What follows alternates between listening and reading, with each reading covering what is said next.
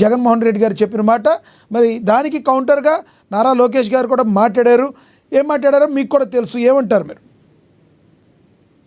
ఇతను ఎవరండి వాళ్ళని జైల్లో పెడతాము 2 నెలలు 3 నెలలు అని చెప్పడానికి? ఇతను ఎవరు? ప్రజాస్వామ్యం ఏమన్నా వీళ్ళ ఇంట్లో చిత్తం అనుకుంటా ఉన్నాడా? ప్రజాస్వామ్యం ఇంట్లో వస్తువు అనుకుంటా ఉన్నాడా? ఇతను చెప్పిన నడవడానికి బిఆర్ అంబేద్కర్ రాసిన రాజ్యాంగం నడుస్తా ఉన్నా వీళ్ళకి వాళ్ళ 5 సంవత్సరాలు అధికారంలో ఉండి కళ్ళు కనపడని రీతిలో పిచ్చిగా ప్రేగిపోయి అధికారులను అడ్డం పెట్టుకొని పోలీసు వ్యవస్థని పిచ్చిగా నడుపుతున్న దౌర్భాగ్య ప్రభుత్వం ఏదైనా ఉందంటే వైఎస్ఆర్ కాంగ్రెస్ పార్టీ ప్రభుత్వం, జగన్మోహన్ రెడ్డి.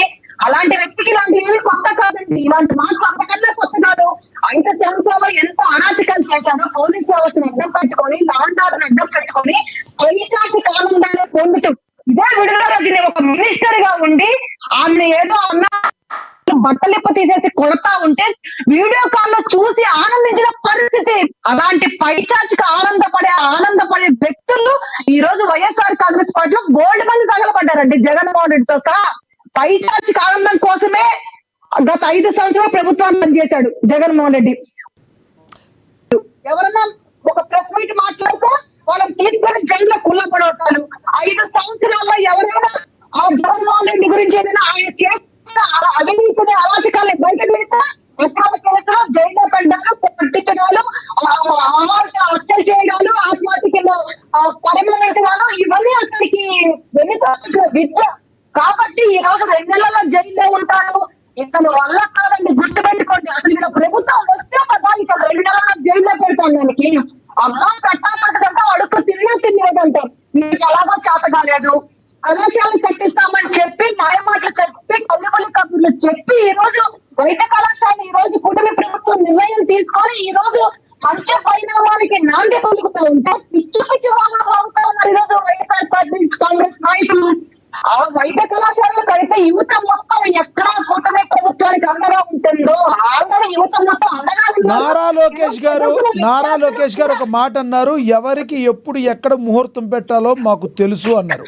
అంటే నెక్స్ట్ ముహూర్తం పెట్టబోయేది ఎవరికంటే ఎవరనుకోవాలి? ఎవరు మీ నెక్స్ట్ టార్గెట్ లో ఉందంటే ఏం చెప్తారు? వాడండి, గుర్తుపెట్టుకోండి. వీడు వాడు టార్గెట్ లేదు. గత 5 సంవత్సరాలు ఎవరైతే ఎన్నో తప్పులు చేశాడో, ఎవరైతే ఎన్నో స్కాములు చేశాడో, ఎవరైతే నోరు పారేసుకొని పిచ్చి వాగుడు కాలు కొత్తలు పూశారో, తల్లి వయసుల వాళ్ళకి కూడా నోరాది లేకపోతే డ్రైనేజ్ అనే రీతిలో పిచ్చివాగుడు ఎవరైతే వాడాడో, 5 సంవత్సరాల అరాచక ప్రభుత్వాన్ని ఎవరైతే నడిపాడో, 5 సంవత్సరాలు ఎవరైతే లాండ్ ఆర్డర్ ని వాళ్ళ ఇష్టారాజ్యంలో వాడుకున్నారో, 5 సంవత్సరాలు ఆంధ్ర రాష్ట్రాన్ని సర్వనాశనం చేశాడు. ఎవ్వరిని కూడా వదిలే ప్రసక్తే పరిస్థితి లేదండి. ప్రతి ఒక్కరు 1 by 1 చట్టం కింద లొంగాల్సిందే. ప్రతి ఒక్కరు జైల్లో చెప్పకూడదు తినాల్సిందే, జైల్లో ఊసలు లెక్క పెట్టాల్సిందే. అలా అని కూటమి ప్రభుత్వం పైచాచిక ఆనందం పొందడానికి ఇక్కడ ఎవరు కూడా వీళ్ళ పని తోట లేకుండా లేరు.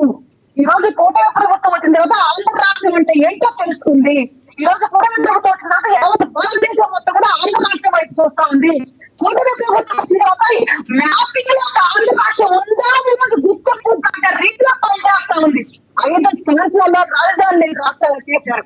5 సంవత్సరాల్లో అమరావతి అంటే ఏంటో తెలియని రీతిలో చేశారు. 5 సంవత్సరాలు ఆంధ్ర రాష్ట్రం అంటే ఏంటో కూడా తెలియని రీతిలో చేశారు. పక్క రాష్ట్రానికి వెళ్తే మీ రాజధాని ఏంటంటే స్థలం దించుకునే ఏడ్చుకుంటే కళ్యాణ్ నిలబెట్టి వచ్చిన పరిస్థితి దౌర్భాగ్యపు ప్రభుత్వం వైఎస్ఆర్ కాంగ్రెస్ ప్రభుత్వం తీసుకొచ్చింది.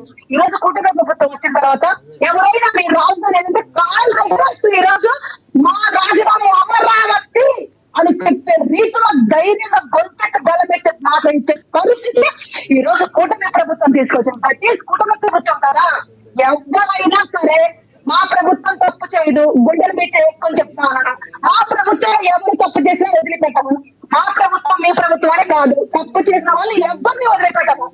అలాగే మేము తప్పు చెయ్యము. ఎవరైనా తప్పు చేస్తే ఎవరిని వదలము. గత 5 సంవత్సరాలు ఆంధ్ర రాష్ట్ర ప్రజల సొత్తు ఎవడు కాజేశాడో, ఎవడు మింగేశాడో, ఎవడు నాటేశాడో, ఎవడు తినేశాడో, ఎవడు దోచేశాడో, ఎవడు ఎలకాలు వేసుకున్నాడో ప్రతి ఒక్కరిని కూడా తగ్గించి మళ్ళీ ఆ ప్రజల సొమ్ముని ప్రజల సొత్తుని ప్రజలకు అందజేసే రీతిలో కూటమి ప్రభుత్వం పనిచేసింది కూడా తెలియజేస్తున్నానండి. రైట్. ఉదయశ్రీ గారు మరి కాసేపట్లో మీతో మాట్లాడతాను. మనతోటి శంకర కృష్ణవేణి గారు, జనసేన నేత, వీర మహిళ, ఆవిడ మాట్లాడతారు, జాయిన్ అయ్యారు. కృష్ణవేణి గారు నమస్తే అండి. లక్ష్మీనాథ్ గారు నమస్తే అండి. మీకు NN న్యూస్ కి అలాగే మోహన్ రెడ్డి గారికి ఉదయశ్రీ గారికి కూడా నమస్కారం అండి.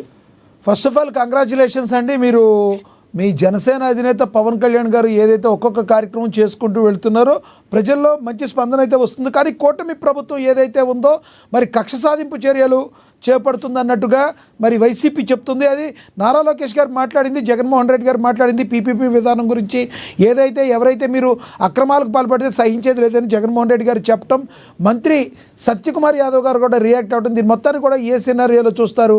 అసలు పీపీపీ విధానం గురించి వైసీపీ కోటి సంతకాల సేకరణ విషయాన్ని కూడా మీరు ఎలా